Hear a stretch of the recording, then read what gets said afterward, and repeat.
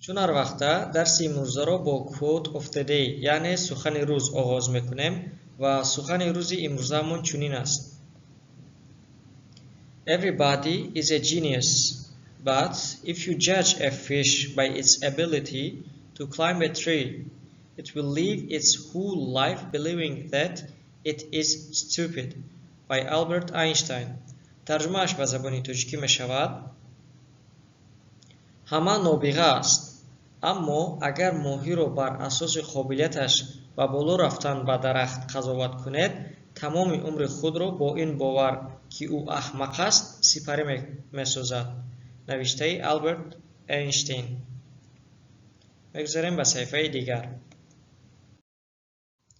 New words کلمه های نو: borrow قرض گرفتن، lend قرض دادن، complain شکایت کردن، deliver رساندن، describe بیان کردن و یا توصیف کردن، develop انکشاف دادن، explain فهماندن، improve بهتر کردن، introduce شناس کردن، manage اداره کردن، recommend توصیه کردن، suggest پیشنهاد کردن، train مشق کردن و یا آموزش دادن، protect محافظت کردن، connect پیوست کردن، cancel بیکار کردن.